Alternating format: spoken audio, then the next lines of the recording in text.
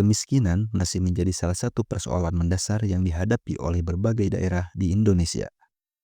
Kondisi tersebut tentunya akan berdampak pada keterbatasan akses masyarakat terhadap berbagai layanan publik, termasuk pendidikan.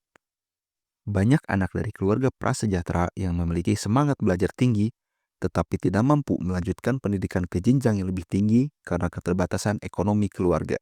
Di sisi lain, biaya pendidikan yang terus meningkat menyebabkan sebagian besar keluarga prasejahtera hanya mampu memberikan pendidikan hingga tingkat menengah. Padahal, pendidikan memiliki peran penting sebagai sarana peningkatan kualitas sumber daya manusia dan mobilitas sosial masyarakat. Dalam konteks tersebut, perguruan tinggi kedinasan hadir sebagai salah satu bentuk harapan bagi anak-anak dari keluarga prasejahtera. Dengan model pendidikan yang dibiayai oleh pemerintah serta adanya ikatan dinas yang menjamin penempatan kerja setelah lulus, perguruan tinggi kedinasan menjadi alternatif strategis untuk memperoleh pendidikan tinggi tanpa beban biaya yang besar, sekaligus membuka peluang karir di sektor publik. Perguruan tinggi kedinasan idealnya menjadi instrumen pemerataan kesempatan bagi seluruh lapisan masyarakat. Namun, realitas di lapangan menunjukkan bahwa harapan tersebut belum sepenuhnya terwujud. Persaingan seleksi masuk perguruan tinggi kedinasan semakin ketat dan cenderung lebih banyak diikuti oleh anak-anak dari keluarga mampu atau sejahtera. Hal ini dikarenakan mereka memiliki akses terhadap bimbingan belajar berbayar yang dapat meningkatkan kesiapan mereka dalam menghadapi seleksi.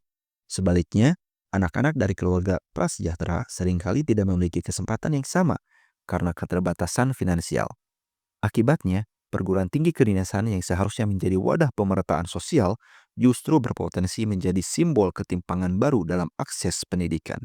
Berangkat dari kondisi tersebut, diperlukan upaya konkret untuk mengatasi kesenjangan akses pendidikan, khususnya bagi anak-anak dari keluarga prasejahtera.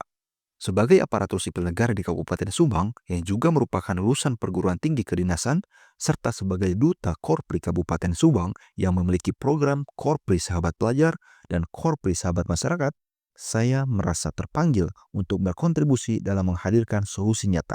Dari semangat tersebut, lahirlah program bimbingan belajar gratis di Kabupaten Subang. Sebuah inisiatif sosial yang bertujuan memberikan kesempatan bagi anak-anak dari keluarga prasejahtera untuk mengikuti bimbingan belajar tanpa biaya, khususnya dalam persiapan menghadapi seleksi perguruan tinggi kedinasan yang selama ini didominasi oleh peserta dari kalangan ekonomi menengah ke atas.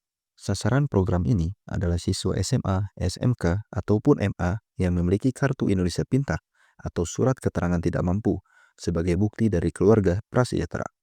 Peserta akan dibimbing untuk menghadapi rangkaian seleksi perguruan tinggi kedinasan yang diselenggarakan setiap tahun.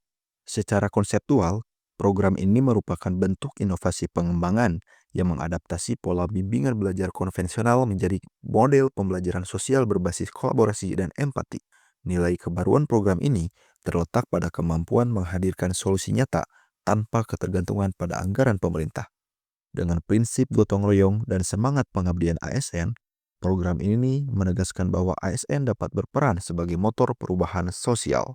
Sebagai langkah awal, dengan mempertimbangkan keterjangkauan peserta dan ketersediaan sumber daya lokal, program ini difokuskan untuk peserta yang berada di wilayah Kecamatan Subang, berkolaborasi dengan Upper College Subang sebagai mitra penyedia ruang belajar dan dukungan teknis. Adapun tutornya berasal dari ASN Kabupaten Subang dan relawan pendidikan yang secara sukarela berbagi ilmu. Dalam jangka panjang, program ini diharapkan menjadi model pengabdian ASN, menumbuhkan budaya gotong royong, dan mendukung pencapaian visi Indonesia Emas 2045 melalui peningkatan kualitas sumber daya manusia yang inklusif, berdaya saing, dan berintegritas.